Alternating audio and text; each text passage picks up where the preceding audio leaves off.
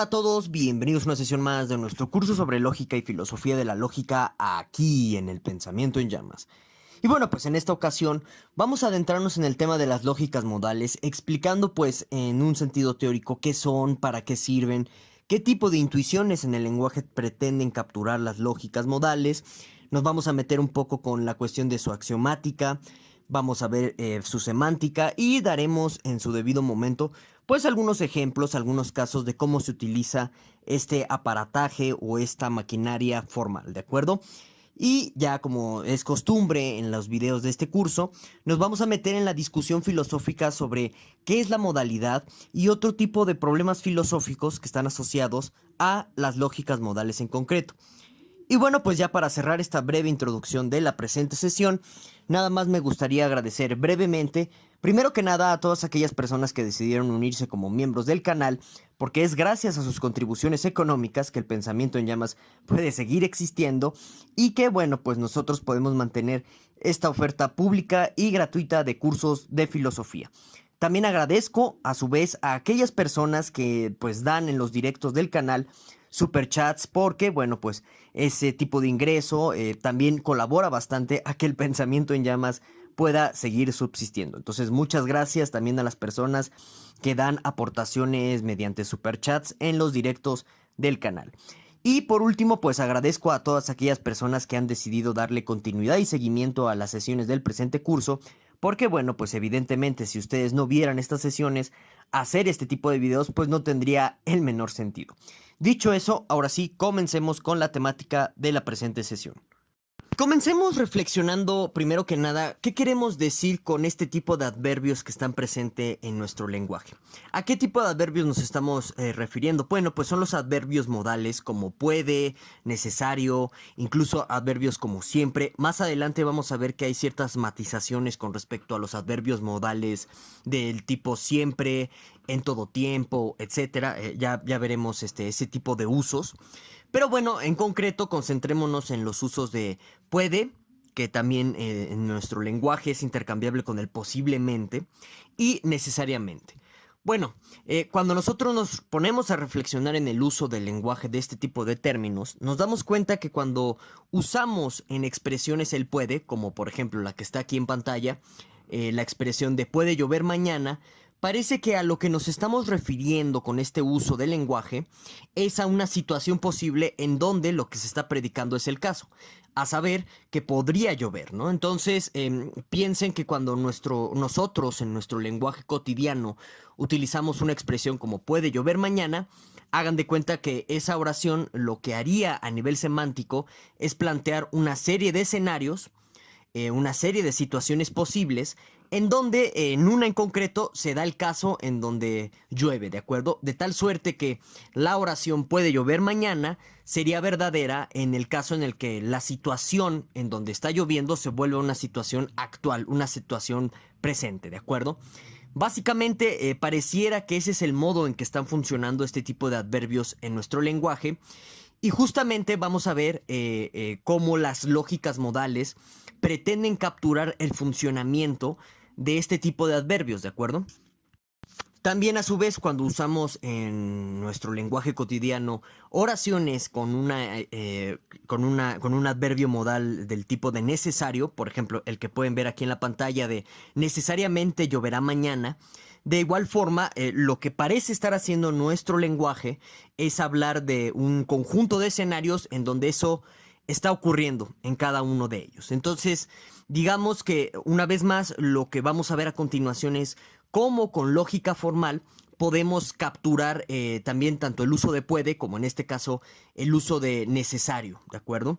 En el sentido en el que estamos hablando de una situación o de un conjunto de situaciones en donde lo que decimos que va a suceder o lo que decimos que está sucediendo se puede evaluar como verdadero o falso. Tengan en cuenta esto, esta es la intuición, como ya les mencionaba, que pretendemos capturar.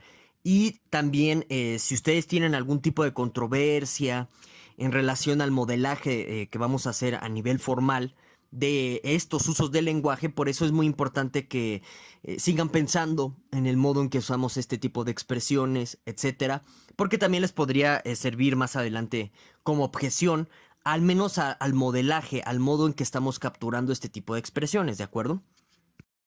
Y bueno, pues por supuesto que nosotros debemos de hacer un pequeño paréntesis en nuestra exposición para hablar del lugar de la lógica modal en el sentido en el que nosotros debemos de ubicarnos espaciotemporalmente para que no descontextualicemos el estudio de las lógicas modales ni tampoco metamos pues elementos que no tienen nada que ver en la consideración formal simbólica que estamos estudiando aquí, ¿de acuerdo? Es decir, cuando estamos hablando aquí de lógicas modales, pues no va a venir mucho al caso qué dijo Aristóteles en los tópicos de lógica, o qué piensa Tomás de Aquino sobre la contingencia. Ese tipo de cosas no vienen al caso porque nuestro tratamiento es formal. El tratamiento de lógicas modales en este sentido, bueno, parten mucho de las consideraciones de Saúl Kripke, o Kripke, como quieran pronunciar el apellido, con respecto a la modalidad. Ahorita las vamos a checar con mayor detenimiento. Y bueno, dentro de esta contextualización o de esta ubicación de lo que estamos estudiando contemporáneamente con respecto a la modalidad lógica, hay que tener en cuenta dos características fundamentales de las lógicas modales. La primera es que la lógica modal es una extensión formal de la lógica clásica. ¿A qué nos referimos con ello? A que la lógica modal va a conservar los mismos axiomas, mismas reglas de inferencia, mismos teoremas y mismas propiedades metalógicas de la lógica proposicional simbólica clásica que hemos estado revisando en sesiones anteriores. Ya también dimos en la sesión pasada el concepto de extensión formal, que básicamente esto hay que entenderlo como agregar más vocabulario formal del que teníamos anteriormente, ¿de acuerdo? Para mayores referencias les recomiendo ver el video de la sesión pasada. Si no se entiende aún así el concepto de extensión formal, bueno, pues no dudes preguntármelo aquí abajo en la caja de los comentarios y ya veré yo cómo ideo una mejor explicación al respecto para darme a entender de la mejor manera posible. En fin, es importante tener en cuenta esto de las extensiones, de que la lógica modal clásica que estamos estudiando en esta ocasión es una extensión porque, como vamos a ver en sesiones posteriores, vamos a ver lógicas clásicas, lógicas no clásicas en sentido modal. ¿Qué quiere decir esto? Que lo que vamos a estudiar son alteraciones, modificaciones, restricciones de ciertos teoremas, de ciertas propiedades metalógicas, de ciertos axiomas, tanto de la lógica clásica como del funcionamiento de la extensión modal, o sea, de este vocabulario modal, para hablar, por ejemplo, de lógicas epistémicas, de lógicas temporales, de lógicas deónticas o de lógicas jurídicas, etc. Entonces, ya desde ahorita, por eso es necesario que nosotros nos vayamos ubicando en el sentido de que, al menos en su versión estándar, la lógica modal es una extensión de la lógica clásica, ¿de acuerdo? Ahora, justamente, pues cuando nosotros hablamos en lógica contemporánea, de nuevo, no estamos con la Suma Teológica de Tomás de Aquino y ese tipo de cosas, por el amor de Dios. Cuando estamos pensando en lógica contemporánea, estamos dentro, por así llamarlo, del paradigma kripkeano con respecto a las lógicas modales. Es decir, cuando nosotros estamos haciendo lógica modal o tratamos de aplicar algún tratamiento modal a cierto argumento o a cierto tema filosófico, etcétera, bueno, pues sin lugar a dudas lo que vamos a usar en todo momento es el modelado kripkeano de la necesidad y la posibilidad lógica, que en su versión semántica, ahorita lo vamos a checar, incluye algo que se llama relación de acceso. Algo que, por ejemplo, no está presente en algún tipo de modelaje formal de las lógicas modales a partir de Lewis o Lois, como ustedes quieran pronunciar el apellido.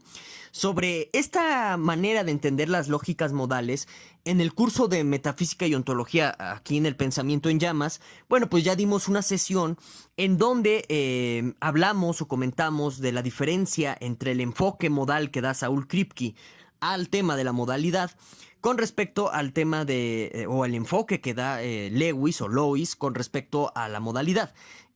Aquí lo vamos a retomar brevemente, pero sí es importante también entender, por una cuestión de contextualización de lo que estamos hablando, que básicamente estamos utilizando el aparato formal o el modelado formal de Kripke, ¿de acuerdo? Estamos dentro del paradigma kripkeano, por lo que pues es muy anómalo o sería muy extraño dentro de la consideración de las lógicas contemporáneas que tú pretendieras usar una maquinaria formal diferente, ¿sí? O sea, esto ya es canon, por así decirlo, es un estándar tanto de referencia como de prueba de muchas cosas, ahorita lo vamos a checar, ¿de acuerdo? Y bueno, pues como ya les había dicho, la lógica modal que estamos estudiando es una extensión formal. En este sentido, lo que estamos haciendo básicamente es agregar más vocabulario formal a lo que ya teníamos como lógica proposicional clásica, ¿de acuerdo? En la sesión pasada, pues hicimos lo mismo con respecto al tratamiento de la lógica cuantificacional. Ya saben esto de la A invertida, la E invertida, etcétera. También habíamos comentado que es una extensión formal. Simplemente lo que hacemos en lógica de primer orden o cuantificacional es agregar más vocabulario formal.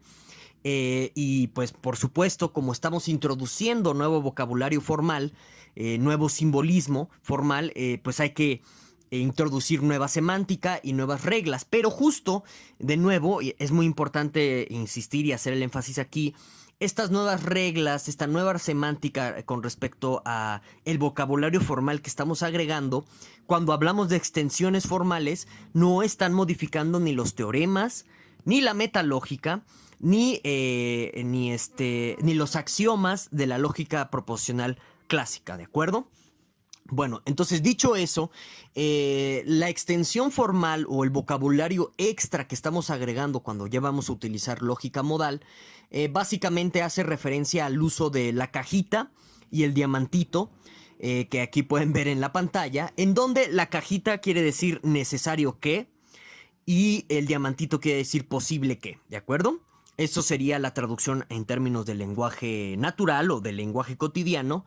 Y digamos que básicamente hay dos nuevas cláusulas o dos nuevas reglas de formación en lo que corresponde a esta extensión del vocabulario formal. Entonces la primera lo que nos dice es que si algo es una fórmula, si P es una fórmula, entonces pues decir cajita P o necesario que P, diamantito P o posible que P, posible que P y Q, coma, si entonces P, si P entonces necesario Q, o incluso, esto es algo muy importante, también podemos ya utilizar los simbolitos modales, es decir, la cajita y el triangulito, para fórmulas cuantificacionales como la que pueden ver aquí en la pantalla, en donde pues esto se leería así. Si es necesario que para toda X, si X tiene la propiedad de M, entonces X tiene la propiedad P, ¿de acuerdo? Eso así se leería. También aquí podemos, como ya les comentaba, como es una extensión del vocabulario que ya teníamos, podemos aplicar los cuantificadores modales, o sea, la cajita y el triangulito, a fórmulas con cuantificadores de primer orden, o sea, con la A invertida, la E invertida, ¿de acuerdo? Y bueno, pues todo esto sería fórmula dentro de la extensión del vocabulario formal que estamos aplicando. La segunda regla diría, pues nada más es fórmula. Recuerden que así es como cerramos cada una de las reglas de formación cuando hablamos o cuando pensamos en vocabularios formales, ¿de acuerdo? Ahora, esto es algo muy importante que hay que mencionar. Quizás algunos sí se percataron en el video anterior cuando dimos la semántica de la lógica cuantificacional. Se percataron, quizás algunos otros no, de que definimos de manera interconectada tanto la definición del cuantificador universal, la A invertida, en relación al cuantificador particular, la E invertida. Lo definimos como, bueno, pues para todo X quiere decir que no existe ningún X que tenga tal y tal propiedad, ¿no? Bueno. Eso es una manera de interdefinir cuantificadores. También aquí en lógica modal estamos haciendo exactamente lo mismo. Vamos a interdefinir la caja de necesario, o sea, la necesidad lógica, en términos de la posibilidad lógica. Algunos podrían decir, oye, bueno, y esto no es circular, esto no es problemático a nivel de fundamentación filosófica, etcétera. En realidad no es tan problemático porque simplemente lo que estamos haciendo en un sentido lógico es introducir un símbolo primitivo que en realidad no es un primitivo, es la extensión del vocabulario formal. Y cuando hacemos este tipo de definiciones interconectadas, Básicamente lo que estamos haciendo es introducir algún tipo de regla de transformación. Entonces aquí en la pantalla ustedes pueden darse cuenta que decir necesario P quiere decir que no es posible que no se dé el caso P, ¿de acuerdo? Esa es una forma de definir la necesidad. Por su parte, decir que posible P quiere decir, o la definición de eso sería, que no es necesario que P no sea el caso, ¿de acuerdo?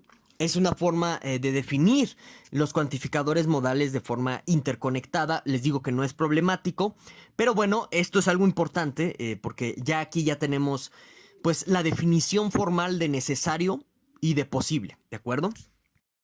Ahora vamos a hablar un poquito del axioma, de los axiomas, perdón, y de la sintaxis formal de la lógica modal normal o estándar, en donde, bueno, pues, como ya les había comentado, estamos conservando los mismos axiomas de la lógica proposicional clásica y también las mismas reglas de inferencia, o sea, modus ponens, que en realidad se llama eliminación del condicional. Eso de modus ponens es muy de la escolástica medieval, etcétera. En fin. Estamos conservando esas mismas reglas de inferencia clásicas que ya checamos en sesiones anteriores. Lo único que aquí estamos haciendo a nivel de regla sintáctica es agregar esta que ven arriba, ¿no? En donde lo que te está diciendo es que si tú tienes un teorema, tú puedes concluir que es necesario ese teorema, ¿de acuerdo? Es una regla donde básicamente te permite introducir la necesidad lógica, ¿sí? Y ya, eso es todo. Esa sería la regla sintáctica extra que se está agregando. Ahora, respecto a los axiomas, hay varias particularidades que sí es importante tener mucha consideración al respecto. Como ustedes pueden ver en la pantalla, del lado izquierdo, en la imagen de abajo, por supuesto, del lado izquierdo se menciona cuál es el nombre del axioma, se pone la formalización del axioma en concreto y luego ya del lado derecho pues está ahí una manera en que ustedes pueden leer este axioma en lenguaje natural, ¿de acuerdo? No me voy a meter tanto a la lectura del lenguaje natural porque bueno, pues ustedes lo pueden leer, ¿no? Creo que no va a ser problemático eso. Entonces, aquí lo importante a señalarles es lo siguiente, que dependiendo de qué axiomas vayamos aceptando o vayamos restringiendo, vamos a tener una lógica modal diferente, ¿de acuerdo? Por ejemplo, si nosotros nada más nos quedamos con el axioma K, que es el primer axioma, se le llama K porque es un axioma inventado o descubierto por Kripke. Digamos que vamos a tener una lógica modal muy débil, ¿de acuerdo? A nivel de demostración. Sigue siendo una lógica clásica, es una lógica modal clásica, pero débil en el sentido en el que no vamos a poder inferir muchas cosas, que sí podríamos inferir si agregamos el resto de axiomas, ¿de acuerdo? Entonces, esto es algo muy importante. Conforme nosotros agregamos axiomas, por ejemplo, si agregamos K y el axioma T, que está abajo, vamos a tener una lógica modal normal clásica, pero de segundo tipo. Y después, si agregamos el axioma 4, de nuevo tenemos una lógica modal clásica, pero de cuarto tipo.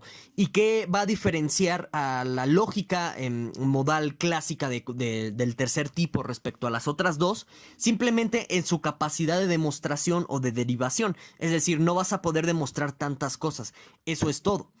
Esto es algo fundamental porque, digamos que en un curso básico de lógica modal, a los alumnos, eso es lo ideal, ¿verdad? Luego hay profesores de lógica que hacen cosas extrañas, pero digamos que en un sentido ordinario de clases de lógica modal, se les enseña a los alumnos a usar la maquinaria modal con todos los axiomas que ustedes pueden ver aquí, desde el K hasta el B, ¿de acuerdo? Cuando nosotros ya empecemos a ver lógicas no clásicas en donde se está alterando ya sea algún axioma, algún teorema, alguna propiedad metalógica de la lógica clásica, vamos a ver que si nosotros queremos asociar a esta lógica no clásica en particular que deseemos crear, si le deseamos meter algún tipo de modalidad lógica, o sea, cuantificadores modales, vamos a ver cómo vamos a tener que jugar con los axiomas que están aquí en pantalla.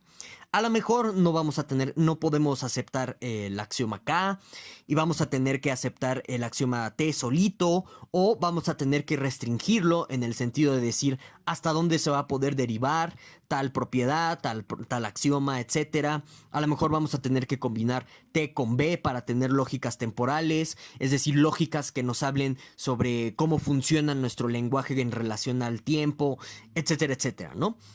Entonces esto es algo importante que sí deben de tener en consideración.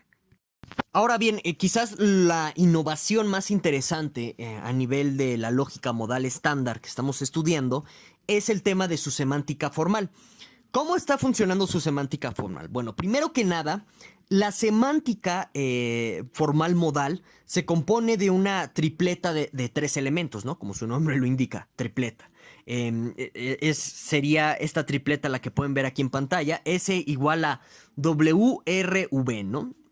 Entonces, cuando nosotros hablamos de semántica modal, estamos pensando en 3 elementos. Bueno, ¿cuáles son estos 3 elementos? Primero, tenemos la W, que en concreto significa un conjunto llamado mundo posible o situación posible, en donde, digamos, una proposición va a ser verdadera o falsa, ¿sí? Luego tenemos un segundo elemento como constituyente de esta tripleta de la semántica formal llamada relación de acceso entre mundos.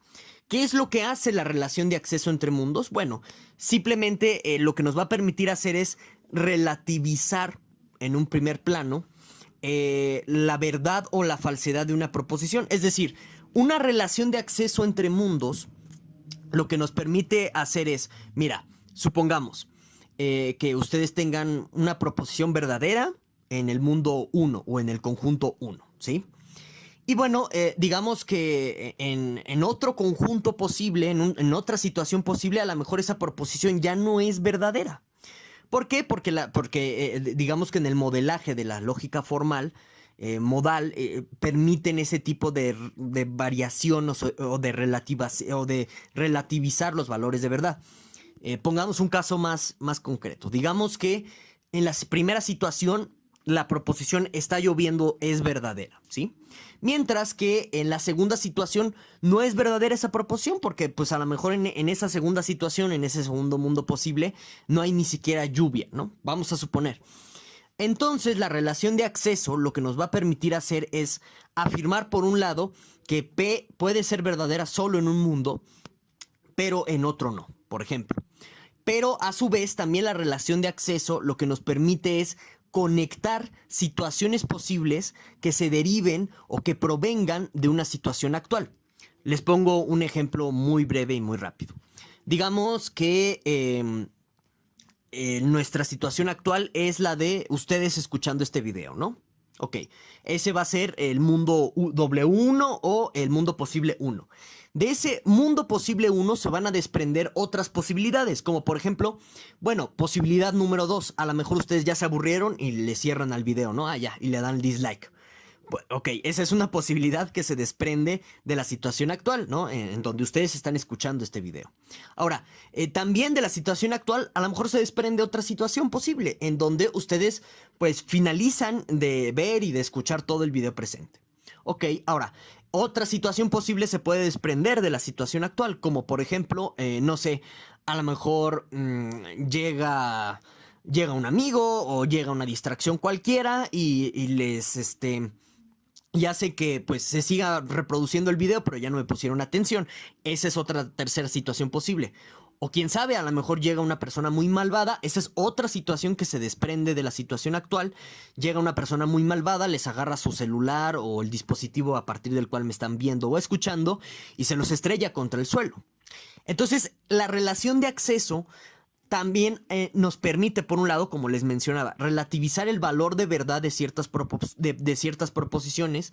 O sea, nos permite decir, ah, mira, P o una proposición cualquiera puede ser verdadera en la primera situación, pero en la segunda no. Y también la relación de acceso lo que nos permite es conectar mundos posibles a partir de una situación actual. ¿De acuerdo? Entonces, ese es el segundo elemento de nuestra semántica formal. Y ya por último, el tercer elemento que teníamos ya originalmente como parte constitutiva de nuestra semántica formal estándar o clásica es una función de verdad que va a asignar valores de verdad a una proposición en un contexto o en una situación posible determinada, que en este caso sería un conjunto llamado W, ¿de acuerdo? Ok, y aquí cabe mencionar que esta función de verdad es bivalente, lo que quiere decir es que nada más asigna dos valores de verdad, verdadero o falso, ¿de acuerdo? Ok, entonces esa es la consideración formal respecto a la semántica que estamos revisando. Ahora, la definición formal en términos de la semántica de la necesidad y la posibilidad la pueden ver aquí en la pantalla. Entonces la primera definición nos dice que necesario P va a ser verdadero sí, solo sí, para todo mundo W, la situación posible que ustedes gusten y manden, tal que hay una relación de acceso de un mundo presente a ese W o a todos los Ws, bueno, pues va a ser el caso que ese W en concreto, donde está presente la proposición, va a ser verdadero, ¿de acuerdo? Ahora bien, ¿qué quiere decir? O sea, en otras palabras, ¿qué nos está diciendo uno? Que si es necesariamente verdadero P, quiere decir que para cualquier situación posible, P va a ser verdadero. Eso es todo lo que nos está diciendo uno, ¿de acuerdo? Ahora, ¿qué nos está diciendo dos? Lo que nos está diciendo dos es que si posible P es verdadero, o va a ser verdadero, si solo si existe un mundo W, el que ustedes gusten, una situación posible, en donde, bueno, a partir de la situación posible hay una relación de acceso a este primer W, tal que, o bueno, entonces, P va a ser, P en ese mundo W inicial va a ser verdadero. ¿Qué quiere decir eso? En otras palabras más llanas, que posible P, decir que algo es posible, va a ser verdadero, siempre que pues exista una situación en donde sea el caso P, ¿de acuerdo? Simplemente está diciendo eso, ¿de acuerdo? Ahora, pues vamos a dar dos ejemplos, tanto de una prueba sintáctica utilizando pues los axiomas y también vamos a dar una prueba semántica utilizando nuestras definiciones semánticas. Nada más vamos a dar un ejemplo o un caso porque, bueno, como yo les mencioné al inicio de este curso, no estamos aquí para resolver ejercicios. Ya hay muchos videos de YouTube en donde se resuelven ejercicios de lógica, entonces como que esto podría ser muy redundante de pronto.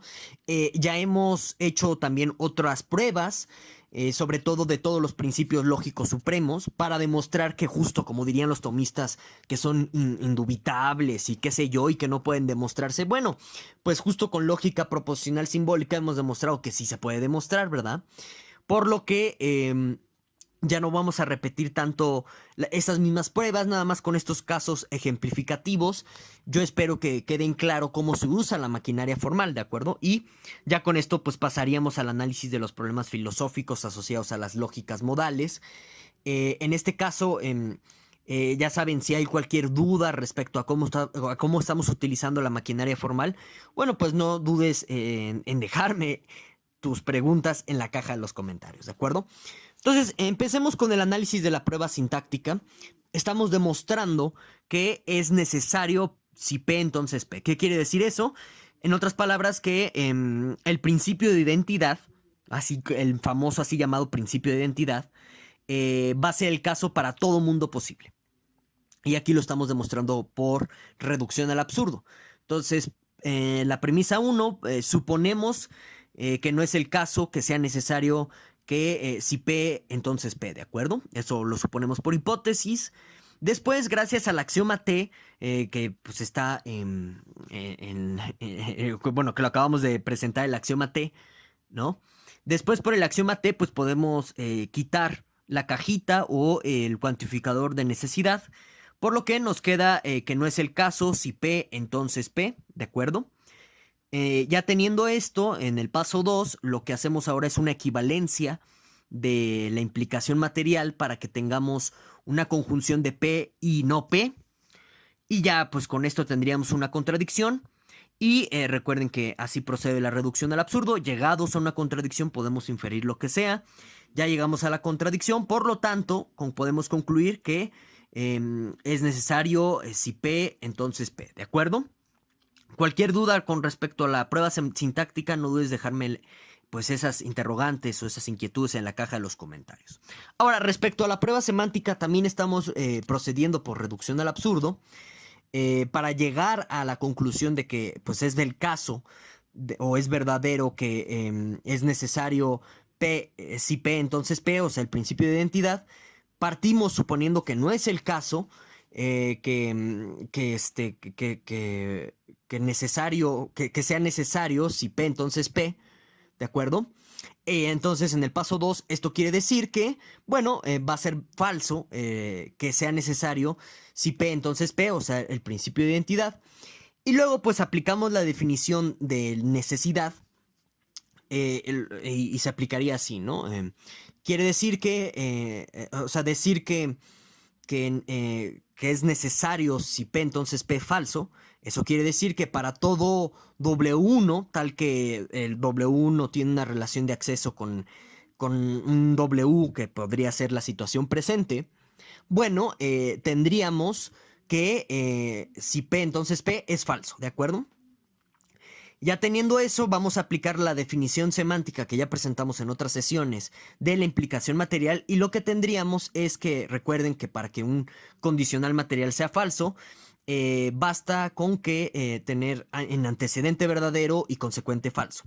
Aplicamos ya en el paso 4 la definición semántica de la implicación material y tendríamos que P verdadero y la otra P sería falso, lo cual es una contradicción. Por lo tanto, pues ya podemos concluir que es necesario, si P entonces P para todo mundo posible, el principio de identidad es verdadero. Y así lo podrían ustedes demostrar con tercio excluso, con no contradicción, etcétera. ¿De acuerdo?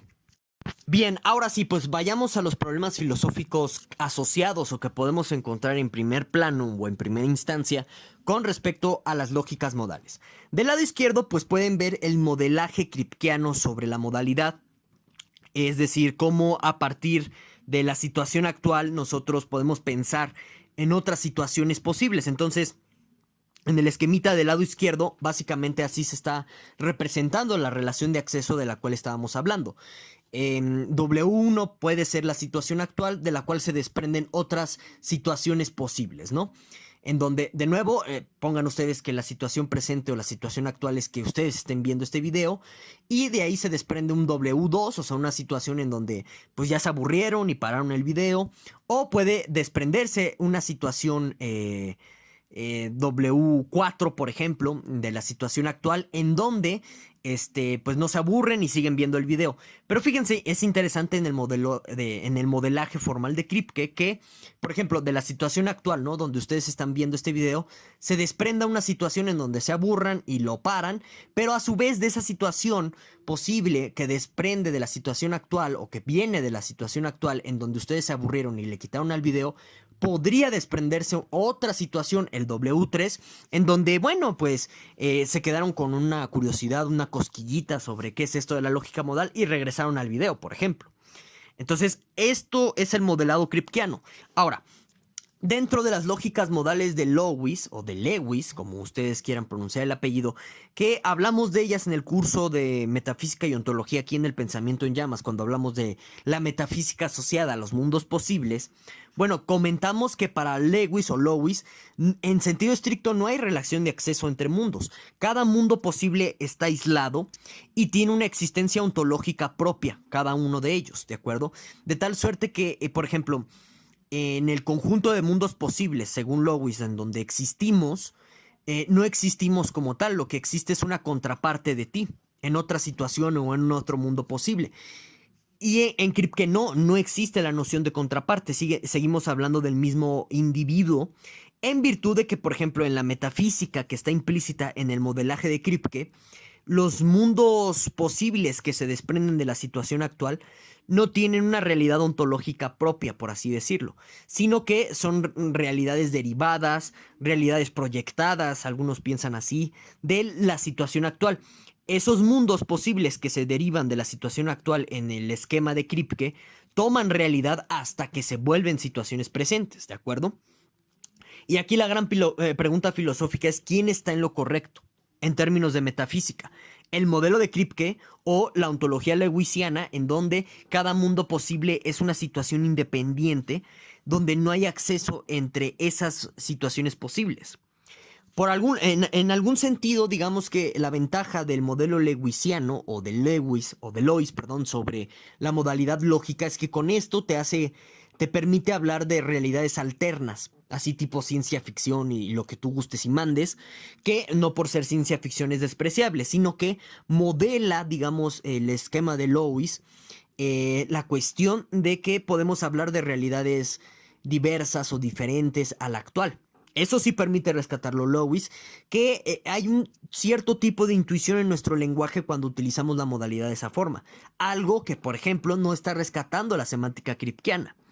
Dentro de la semántica kripkeana, esto de las relaciones de acceso y demás, no se podría hablar en sentido estricto de una realidad alterna o de situaciones posibles muy distantes que no por eso dejan de ser tan reales como nuestra realidad, por ejemplo el mundo de los unmitas.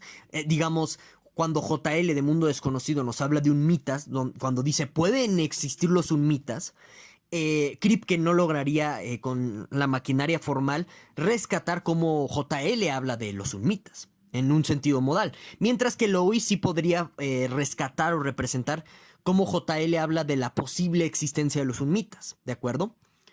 Ese es el gran problema que tienen las semánticas kripkeanas, que no permite rescatar nuestro modo en que hablamos de la ficción o de realidades alternas, que es parte de nuestro lenguaje cotidiano y de ciertos usos del lenguaje. Mientras que Lois sí, pero el gran problema que hay con la consideración o los presupuestos metafísicos de la lógica modal lewisiana es que es una ontología muy gruesa, muy pesada, y según Navaja de Occam la tendríamos que desechar. Entonces, parece que ambas propuestas estándares tienen sus problemas y habría que sopesarlas y ver cómo se podrían solucionar, no sé, quizás con una lógica no clásica. Ya lo iremos viendo en próximas sesiones. Ahora, otro gran problema filosófico que hay en torno a las lógicas modales, tanto de Lewis como de Kripke, es ¿qué te justifica a ti a dar el salto lingüístico epistémico hacia lo metafísico? ¿Qué queremos decir con ello? Que bueno, está bien, una cosa es cómo se comporta nuestro lenguaje con respecto a la modalidad, con este tipo de adverbios de puede, necesario, posible, etc. Una cosa es cómo se está comportando nuestro lenguaje en ese sentido, pero otra cosa es afirmar o decir que a partir de ese comportamiento lingüístico podemos modelar cómo está funcionando la realidad, cómo es la estructura de la realidad en términos de escenarios posibles. Son dos cosas completamente diferentes. ¿Por qué? Porque nuestro lenguaje es mudable, es cambiante, por lo que no hay una garantía epistémica para conocer cómo sea la realidad en sí misma a partir del funcionamiento de nuestro lenguaje modal.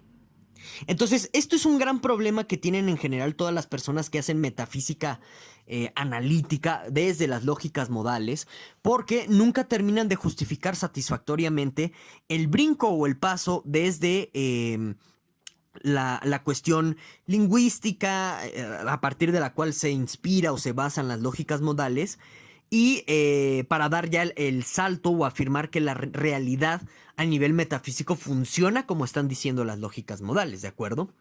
Es bastante problemático eso. Y bueno, digamos que esos son los dos grandes problemas filosóficos principales a mi consideración que tienen las lógicas modales. Y bueno, pues vamos a ver qué piensan ustedes. Si se animan a comentar al respecto, pues adelante. Leo sus comentarios. Y bueno, por mi parte sería todo en esta ocasión. Muchísimas gracias a todos por escuchar. Nos vemos. Hasta la próxima.